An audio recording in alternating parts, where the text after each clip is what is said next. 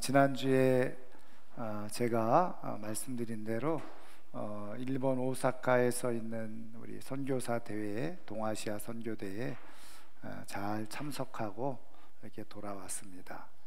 나갈 때도 PCR 검사 받고, 들어오기 전에도 또 받고, 들어와서도 또 받고 다 주의 음성을 들어서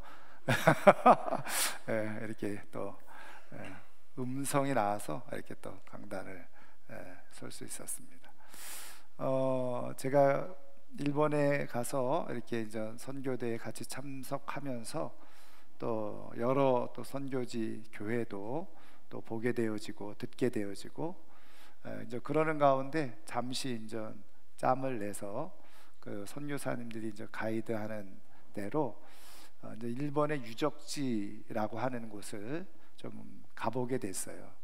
뭐 일본 조금 다녀보신 분들은 아시겠지만, 일본에서 유적지 그러면은 대부분 절 아니면 신사입니다. 절과 신사가 대부분을 차지하고 있는데, 물론 전 여러 궁도 있죠. 그런데 나라시에 있는 그 신사를 방문하게 됐는데, 그 신사 입구에 안내판이 하나 있었습니다. 그래서 제가 사진을 찍어 왔는데요. 근데 그 신사가 일본에서 가장 오래된 신사 중에 하나, 그러니까는 주후 약 700여 년경에 세워진 신사라는 겁니다. 그래서 일본 내에서도 많은 사람들이 찾아오고 알려진 그런 신사인데요. 제가 사진을 하나 찍어 왔는데 한번 영상을 한번 보여주시면 이런 겁니다. 이게 이제 신사 들어가서 완전 그 입구에 저게 딱 세워져 있는데요. 저게 이제 뭐냐? 예, 이게 정말 이게 저기 우리 방송반에서 엄청난 이 지혜가 있어서, 일본어로 된 거를 한글로 저렇게 바꿔가지고, 좀 더 확대를 좀 더 하시고요. 확대를 해주시면 나이를 좀 확대를 해주세요. 저기 남성, 여성 이렇게 되어져 있는데 나이들이 있죠. 여성은 몇 살입니까? 37세, 33세. 그 다음에 제가 알기로는 19세 이렇게 되어 있는데, 남성은 61세, 42세 이렇게 되어 있고, 그 옆에도 나이가 있는데 저희 번역기에 조금 오류가 있는 것 같아요. 근데 이게 뭐냐? 여러분 보시면 아는 것처럼, 한마디로 말하면 그 해에 불행할 수 있는 그런 나이를 가지고 있는 사람들을 얘기한 겁니다. 그러니까 한마디로 말하면, 우리식으로 말하면 삼재가 있는 나이 그거를 딱 저 앞에 저렇게 써놓은 거예요. 그러니까 저 나이에 해당되는 사람들은 운수가 안 좋을 테니까 그걸 빨리 액땜을 해야 된다, 이제 그런 얘기죠. 그래서 보니까는 61세, 올해 61세 62년생 되는 분들은 조심하셔야 돼요. 같이 동행했던 목사님 중에 한 분이 62년생이 있으셨는데, 못 볼 걸 봤다고 농담으로 또 그런 얘기를 하시기도 하셨습니다.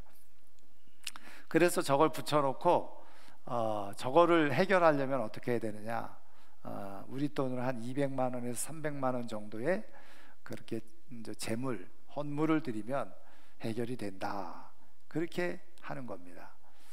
제가 전 궁금해서 우리 선교사님에게 여쭤봤어요.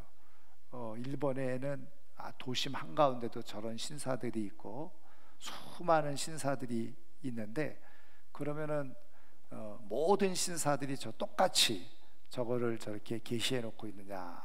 그랬더니 그렇지 않다는 겁니다. 신사마다 다 각각 다르게 그 나이를 정해서 저렇게 해놓고 있다는 거예요. 그래서 그것도 좀 이해가 안 돼요. 그렇죠? 기온과 기후와 위치에 따라서 이렇게 재수가 나쁜 사람들이 따로 있는지, 어쨌든 뭐 그렇게 되어지더라. 그래서 제가 이제 저런 모습들을 보면서 또 우리 사회에서도 저런 모습이 없지 않아 있잖아요. 여러분 매 일간지마다 오늘의 운세, 이제는 아주 공공연하게 그런 것들이 버젓이 나와 있잖아요. 근데 뭐 사람들이 왜 저런 것에 현혹을 당하고 저런 것에 미혹을 당할까? 이유는 간단합니다. 내가 살아가는 인생이 불확실하기 때문에 그래요. 불확실하기 때문에 그렇게 생각이 되어지니까 한 치 앞도 모르는 게 우리의 인생이라고 얘기하는 것처럼, 불확실한 인생을 살아가는데 어떤 일이 어떻게 내 인생 가운데 닥칠지 모르니 두려움이 생기는 거죠. 불안한 마음이 생기는 겁니다. 그래서 무엇인가 좀 불안을 해소하고 두려움을 해소하기 위해서 저렇게 하는 것이죠.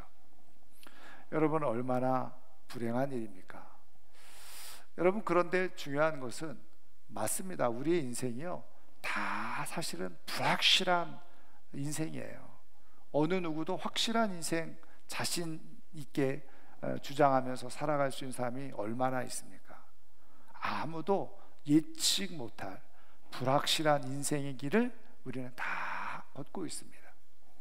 그런데 중요한 것은 뭐냐면, 어떤 사람들은 이런 불확실한 그런 인생의 길을 걸으면서 삶에 좋은 결과들을 만들어내는 사람이 있는가 하면, 이 불확실한 그런 인생을 허우적거리며 살다가 어떤 사람들은 더 좋지 않은 결과들을 만들어내면서 인생을 살아가는 사람들이 있더라는 거죠.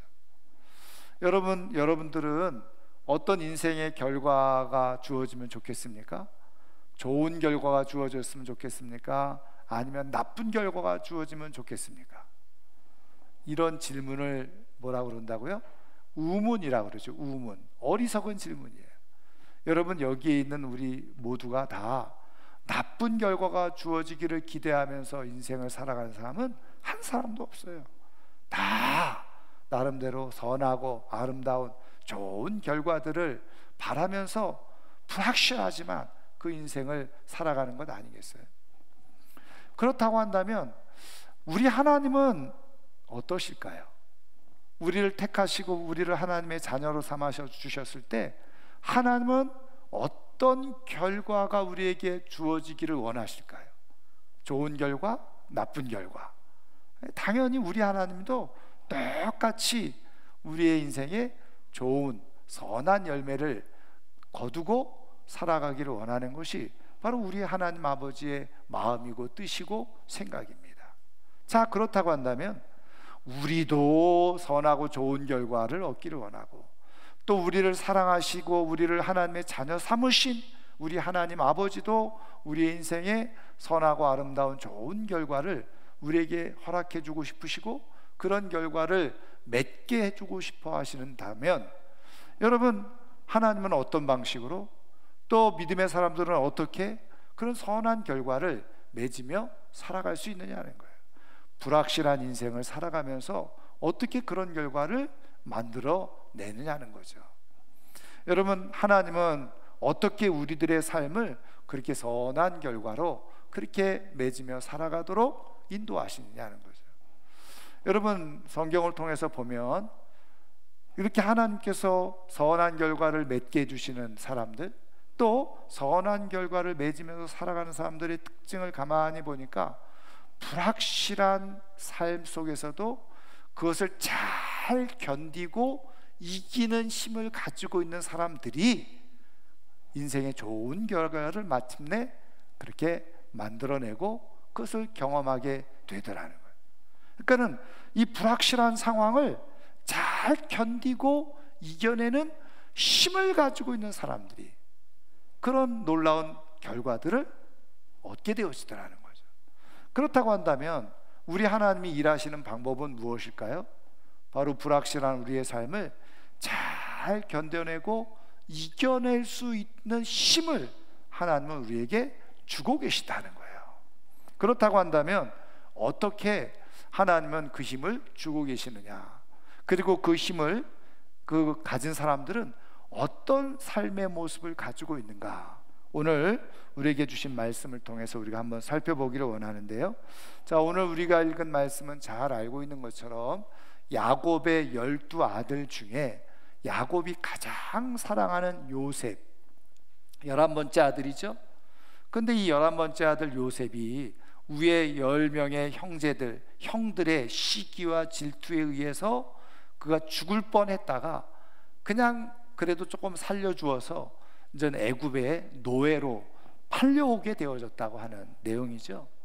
그런데 어디로 팔려가느냐? 보디발 장군 그 집에 노예로 팔려가게 됐는데, 오늘 말씀해 보니까 그 하나님께서 그 보디발 집에 팔려간 노예 요셉과 함께 하셨다. 그것이 오늘 우리가 읽은 말씀의 내용입니다. 여러분, 하나님께서 지금 이 말씀을 통해서 우리에게 아주 중요한 말씀을 해주고 싶어 하시는데, 지금 요셉이 처한 아주 명확한 두 개의 상황이 있죠. 하나는 무엇입니까? 요셉이 노예가 되어졌다라고 하는 상황입니다. 그것은 객관적인, 실제적인 그런 상황이죠.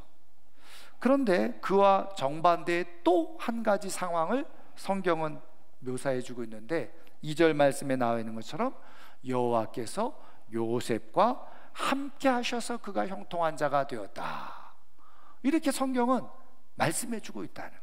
자, 두 가지 상황입니다. 하나는 요셉이 노예가 되어져서 그리고 종살이를 하게 되어졌다고 하는 상황.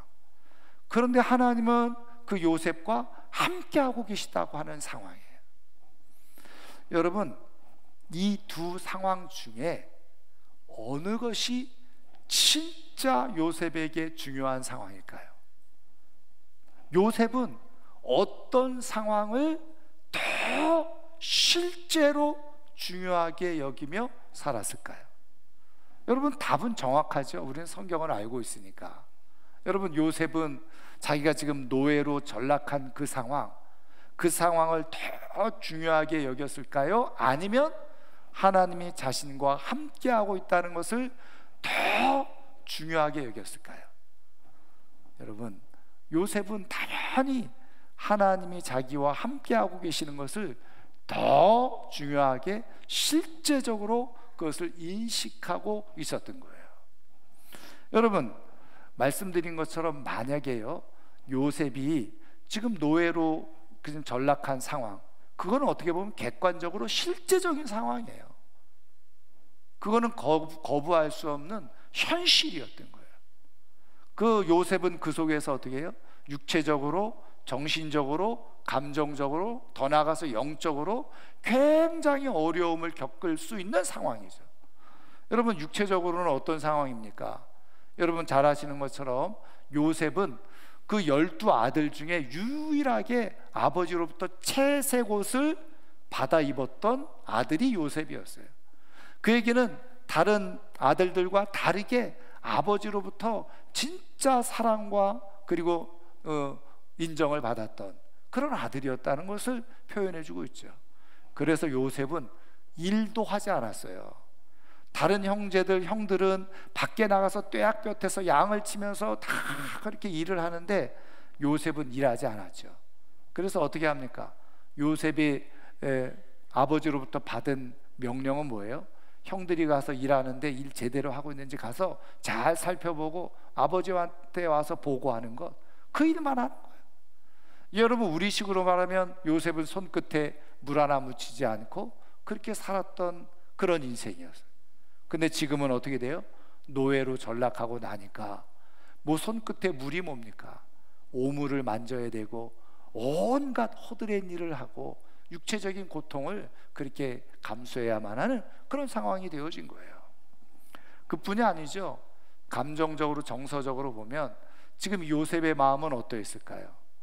그래도 나름대로 믿고 의지했던 형들인데 형들에 의해서 자기가 죽임을 당할 뻔하고 이렇게 팔려와서 노예로 전락하게 되어졌으니 형들에 대한 이 분노의 마음이 얼마나 컸겠습니까?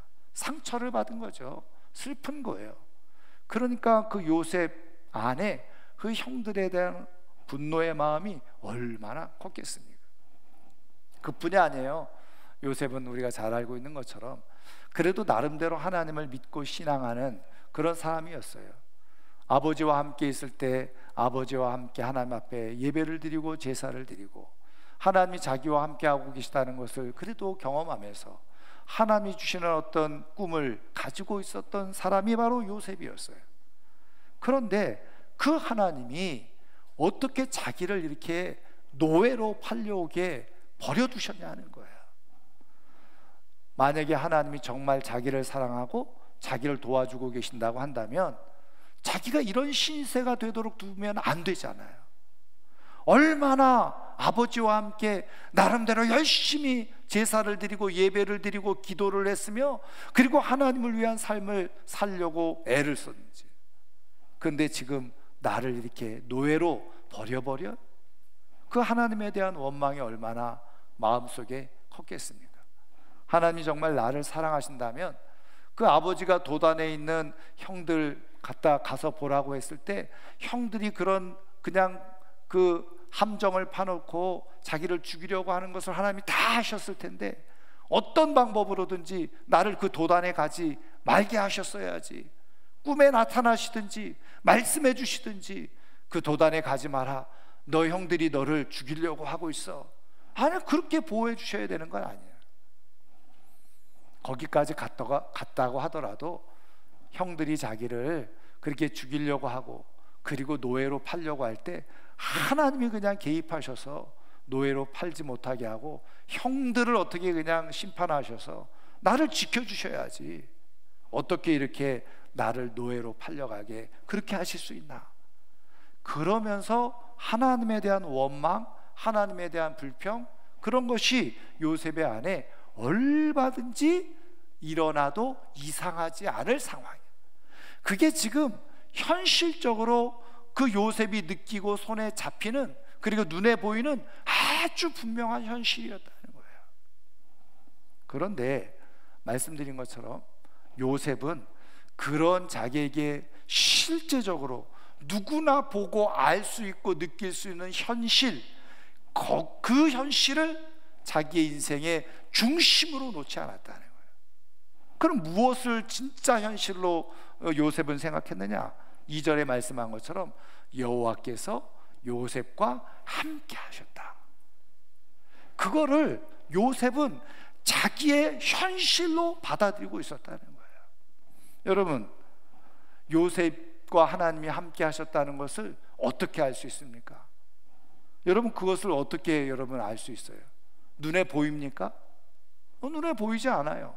그러니까 우리는 사실은 하나님이 함께하고 계신다 아무리 말해도 우리는 그게 피부로 와닿지 않는 거예요. 실제처럼 느껴지지 못하는 거예요. 왜? 눈으로 보여야 되고 손으로 만져질 수 있어야 되고 뭔가 느껴질 수 있어야 되는데 그런 게 없는 거잖아요. 근데 성경은 분명히 하나님이 요셉과 함께 하셨다. 그런데요, 더 신기하고 놀라운 사실은 뭐냐? 여러분, 그거를 본 사람이 있다는 거예요. 여러분 3절 말씀해 보세요. 3절 한번 같이 읽어볼까요? 그의 주인이 여호와께서 그와 함께 하심을 보며 또 여호와께서 그의 범사에 형통하게 하심을 보았더라. 아멘. 누구예요? 주인 보디발이 하나님이 요셉과 함께하고 계시다는 것을 보며 그랬죠. 이 말은 뭐냐면 한번 보기 시작하고 우연히 어쩌다 한 번 본 게 아니라는 거예요. 계속해서 요셉이 있는 동안에 그것을 계속해서 보고 있다는, 보았다는 그런 얘기인 겁니다. 한 번 본 게 아니라 계속 하나님께서 요셉과 함께하고 계시는 것을 보디발이 확실하게 보았다는 거예요. 매일 보았다는 거예요. 여러분, 보디발이 영적인 사람입니까? 보디발이 뭔가 신령한 사람이었어요. 그래서 그냥 요셉 뒤에 후광이 막 아우라가 막 그냥 나타나가지고 말이죠, 요셉만 나타나면 막 빛이 막 비춰지고, 그래서 요셉과 하나님이 함께하고 계시는구나, 보디발이 그렇게 알게 된 겁니까? 여러분, 보디발은요 하나님의 하자도 모르는 사람이었어요. 근데 요셉과 하나님이 함께 계시다는 것을 어떻게 알 수 있습니까? 뭐 보디발만 눈이 막 밝아져서 막 요셉만 보면 하나님이 함께하고 계시는 걸 보는 거예요? 그렇지 않죠. 그러면 도대체 이 보디발은 하나님이 요셉과 함께하고 계셨다는 것을 봤다고 하는데 뭘 본 거냐는 거죠. 여러분, 이 말씀을 그대로 우리가 살펴보면 우리는 하나님이 함께 계시는 것을 우리는 못 볼 수 있지만 볼 수도 있다는 것을 성경은 말씀해 주고 있는 거예요. 우리는 하나님이 영이시기 때문에 우리와 함께하고 계시다는 것을 우리는 당연히 못 본다라고 생각하는 거예요. 볼 수 없다라고 생각한다는 거예요. 그런데 성경은 분명하게 말씀해 주시는 게 뭐냐? 하나님이 함께 하시는 것을 볼 수 있다는 거예요. 보여진다는 거예요. 그러면 이 보디발 장군은 도대체 뭘 보고 요셉과 하나님이 함께 하셨다는 것을 봤다라고 그렇게 말하느냐는 거예요. 여러분, 그 힌트가 되는 말씀이 4절 이하에 있는데 한마디로 말하면 이거예요. 이 보디발 장군이 요셉을 무엇으로 삼았어요? 자기 집안을 다 총괄하는 가정 총무로 삼았다는 거예요.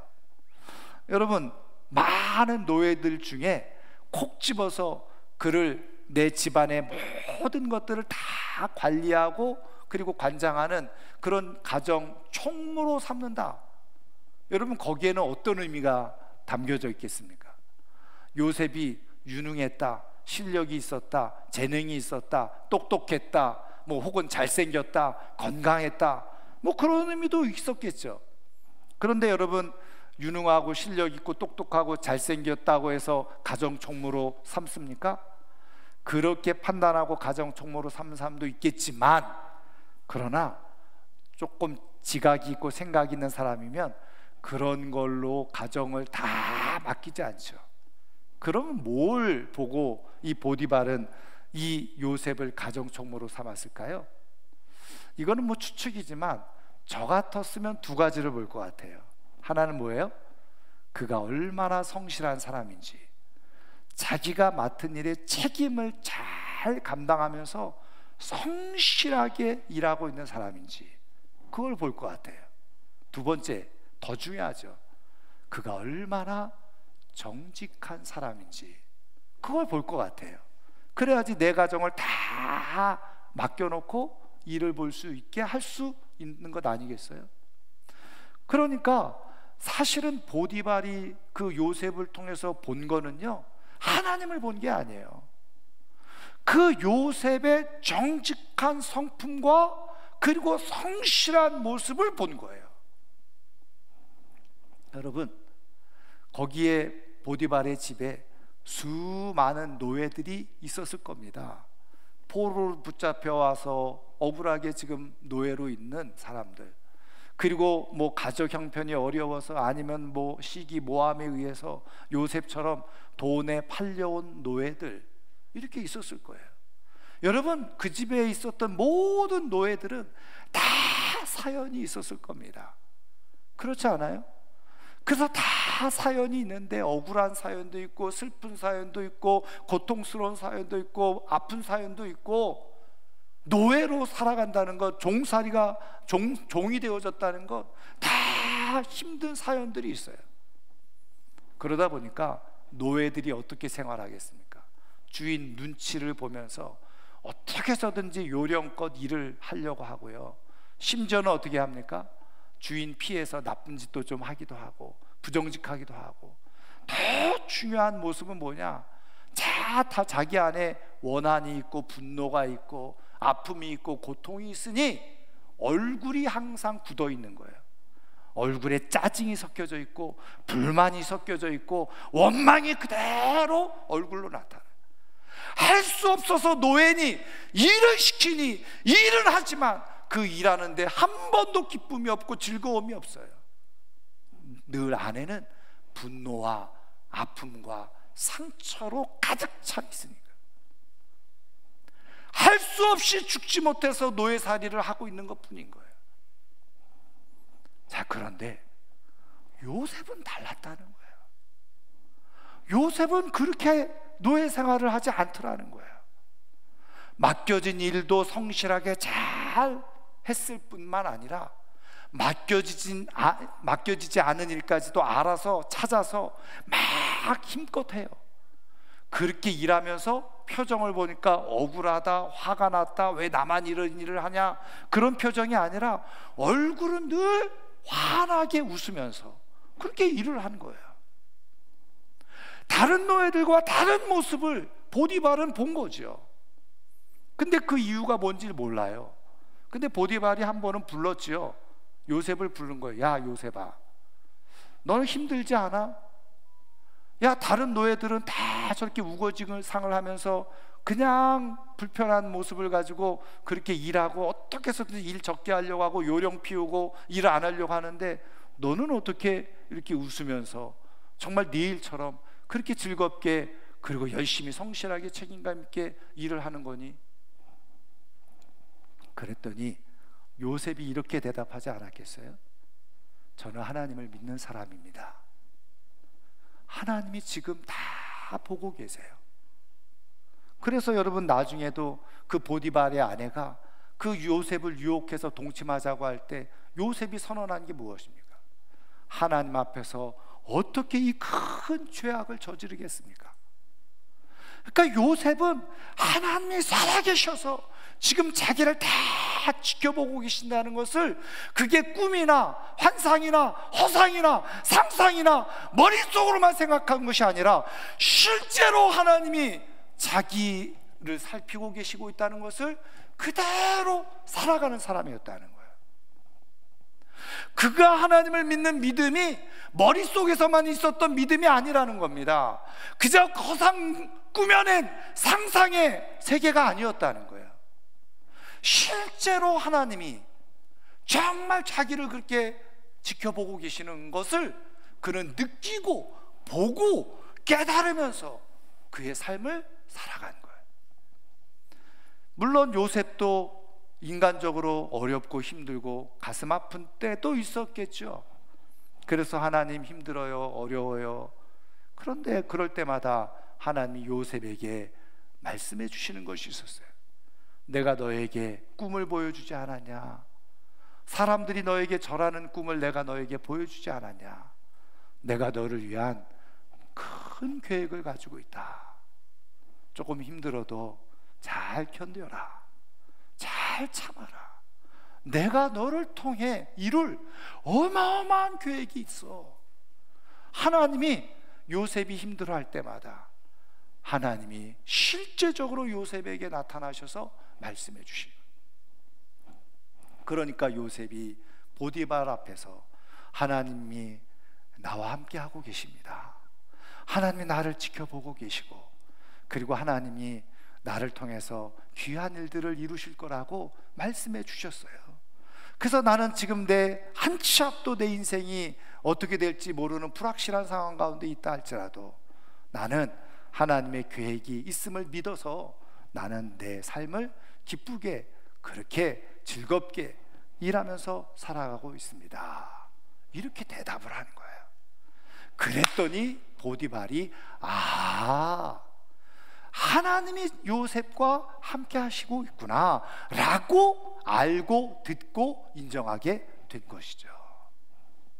여러분, 하나님이 함께 하고 계시다는 것은요, 허상이 아닙니다. 하나님이 함께 하신다는 것은 단순히 상상의 세계 속에 일어나는 일이 아니고, 하나님이 우리와 함께 하고 계시다는 것은요, 단순히 그저 성경에 있는 내용이 아닌 것이에요. 하나님이 우리와 함께 하고 계시다는 것은 신화적인 이야기가 아닌 거예요. 그래서 하나님께서 계획해 놓으신 삶 속에서 그 불확실한 인생의 바다를 건너가면서 그 끝에서 좋은 열매와 좋은 결과를 맺었던 많은 사람들은 자기에게 주어진 현실, 노예살이를 하거나 종살이를 하거나 힘든 여건 속에 거기에 사로잡혀서 그것 때문에 불평하면서 불안해하면서 인생을 살아간 사람이 아니라, 자기를 사랑하시고 자기와 함께하고 계시고 자기를 통해서 놀라운 인생의 계획을 가지고 계시는 하나님을 실제적으로 보고 그 하나님과 함께하는 삶을 살았던 사람이 불확실을 넘어서서 하나님께서 주시는 아름다운 결과를 얻는 삶을 살아가게 되어졌다는 거예요. 사랑하는 성도 여러분, 하나님이 우리와 함께 하고 계시는 것이 허상이 아님을 믿으시기를 주님의 이름으로 축원합니다. 어쩌면 우리가 지금 보여지고 있는 이 세계보다도 더 정확하고 확실하고 가장 중요한 실제가 하나님이 우리와 지금 함께 하고 계시다는 거예요. 그것을 볼 수 있기를 주님의 이름으로 축원합니다. 요셉은 그것을 보았을 뿐만 아니라 하나님이 함께하고 계심을 자기의 삶 속에서 그대로 누리면서 살아갔던 사람이 바로 요셉이었어요. 여러분, 하나님이 함께 계시다는 것을 우리가 어떻게 알 수 있습니까? 여러분, 마태복음 1장 23절에 보면 너무나도 정확하고 분명하게 말씀해 주고 계세요. 보라, 처녀가 잉태하여 아들을 낳으리니 그 아들을 뭐라고요? 임마누엘이라 하리라. 임마누엘을 번역한즉 하나님이 우리와 함께 계시다 함이니라. 할렐루야. 여러분, 하나님이 우리와 함께 계시다라고 하는 가장 분명하고 정확한 증거가 뭐라는 거예요? 바로 예수님이 사람의 몸을 입고 이 땅에 태어나셔서 오셨다는 거예요. 여러분, 아니 그거는 우리가 성경을 통해서 뭐 예수 믿는 사람이나 그렇게 믿고 있지 이렇게 우리는 생각을 해요. 그런데 여러분 아세요? 예수님을 믿지 않는 비기독교인 역사학자들이라고 할지라도 예수라고 하는 젊은이가 이 유대 땅에서 예루살렘에서 그 나이 33세에 그냥 십자가에서 처형당해서 죽었다라고 하는 사실은 역사적으로 분명한 사실이라고 믿지 않냐 하는 일반 역사학자들도 다 인정하고 있는 거예요. 그런데 우리는 성경을 통해서, 성령님을 통해서 그 33살의 이 땅에서 살던 젊은이가 십자가에서 죽었는데 성경을 통해서 우리에게 말씀해 주신 대로 그분이 우리 하나님의 아들이시고 우리를 위해서 십자가에 죽으셨다라고 하는 것을 우리는 믿는 거고, 그것을 믿지 않는 사람들은 어떻게 해요? 그냥 젊은이가 그냥 정치범이 되어져서 십자가에 처형을 당했다 이렇게만 알고 있는 것뿐이에요. 그게 차이인 거예요. 여러분, 예수님이 이 땅에 존재하고 계셨다, 성경은 분명하게 말씀하고 계시죠. 하나님이 우리와 함께하고 계시다라고 하는 증거로 예수님을 우리에게 실제적으로 보내주셨다는 거예요. 그러니까 그 예수님이 존재하셨다는 것은 하나님이 우리와 함께하고 계시다라고 하는 아주 가장 중요한 확증이라고 하는 거예요. 여러분, 그 예수님께서 십자가에 죽으시고 부활하시고 승천하시죠. 하나님 곁으로 다시 돌아가시면서 누구를 또 보내주셨어요? 보혜사 성령을 보내주시면서 뭐라고 약속하셨습니까? 보혜사 성령을 너에게 보내주는데 너희와 영원토록 하나님이 함께 계시다라고 하는 증거로 보혜사 성령을 너에게 보내주겠다. 그래서 그 성령님으로 말미암아서 하나님이 함께하고 계시다는 것을 너희들이 알 수 있게 되어지고 깨닫게 되어지고 그리고 경험하며 살게 될 것이다. 예수님이 그것을 말씀해 주신 거예요. 그러면 성령님이 지금 현재 보이지 않는 하나님의 영이시죠? 예수 그리스도의 영이신 성령님이 우리와 함께 계시다는 것을 우리가 어떻게 알 수 있어요? 고린도전서 12장 3절 말씀에 보면 뭐라고 말씀하고 있습니까? 누구든지 성령이 아니하고는 예수를 주라고 말할 수 없다라고 기록해 주고 있어요. 그러니까 내가 예수님을 믿습니다, 예수님이 나의 구세주가 됩니다 라고 내가 믿고 입으로 시인하고 있다는 것 자체가 성령님이 지금 나와 함께하고 계신다는 증거라는 거예요. 하나님이 지금 나와 함께하고 계시다라고 하는 가장 분명한 증거가 내가 마음으로 입으로 예수님이 나의 구원자이고 구세주입니다, 나는 예수님을 믿어서 구원을 받고 하나님의 자녀가 되어졌습니다 라고 믿고 고백하는 것이래요. 여러분, 예수 그리스도를 구주로 믿고 있습니까? 예수 그리스도가 나의 구원자이심을 믿으십니까? 그것을 입술로 시인하고 계십니까? 여러분, 그것이 내 의지와 선택으로 되어지는 것이 아니라 하나님의 성령으로 되어진 줄 믿으시기를 주의 이름으로 축원합니다. 그게 바로 하나님이 우리와 함께하고 계시다라고 하는 가장 분명하고도 정확한 증거인 것이에요. 여러분, 지금 하나님은 영으로 우리 가운데 함께하고 계심을 믿으시기를 주님의 이름으로 축원합니다. 그런데 불확실한 인생을 견디고 돌파하고 이기는 사람들은 그것을 그냥 생각으로만 갖는 것이 아니라 실제로 하나님이 나와 함께하고 계시는 것을 내 삶의 현실로, 가장 중요한 실제로 그것을 삶으로 살아가고 있다는 거예요. 그래서 어떻게 합니까? 말씀드린 것처럼 하나님이 지금 내 모든 삶에 관여하고 계시지, 주관하고 계시지. 그리고 하나님이 무엇보다도 내 인생을 향한 좋은 계획을 가지고 계시지. 그러니까 어떻게 해요? 하나님은 분명히 내 인생을 주관하시고 살아계셔서 주관하고 계시고 그리고 좋은 계획을 가지고 계시지. 그것을 믿으니까 어떻게 합니까? 불확실한 것처럼 보여지는 모든 삶의 상황에서 이유가 있는 거예요. 그래서 다른 사람들은 다 우거지상을 하면서 살겠네 못 살겠네 이래가지고 어떻게 되겠나, 그러고서 막 그냥 허무하게 살아갈 때 하나님 실제로 함께 하셔서 그 하나님으로부터 음성을 들으면서 하나님의 계획을 들으면서 인생을 살아가는 사람들은 여유가 있는 거죠. 미소가 있는 거예요. 그래서 사람들이 볼 때 이상한 거예요. 세상 사람들과 분명하게 구별된 또 다른 삶의 모습을 가지고 살아가게 되는 거예요. 그런 삶을 살아갔더니 어느 날 하나님의 때에, 하나님의 시간에 하나님께서 이루시는 좋은 열매들을 경험하면서 살아가는 역사가 일어나게 되어지는 거예요. 사랑하는 성도 여러분, 하나님이 우리와 함께하고 계시는 건 허상이 아닙니다. 하나님이 우리와 함께하고 계시는 것은 신화가 아니에요. 하나님이 우리와 함께하고 계시는 것은 그저 성경 속에 있는 신학이 아닙니다. 하나님이 우리와 함께하고 계시는 것은 분명한 실제예요. 그것을 내 삶에 끌어당겨서 그것으로 지금 내 삶을 살아가실 수 있기를 주의 이름으로 축원합니다. 그럴 때 나에게 아름다운 미래가 되어지는, 이제 말씀을 마치려고 하는데요. 여러분, 전라남도 신안군에 가면 증도라고 있죠. 우리 교회 교우들 중에도 가보신 분들이 있지만 그 일대를 다 복음화했던 분이 한 분 계세요.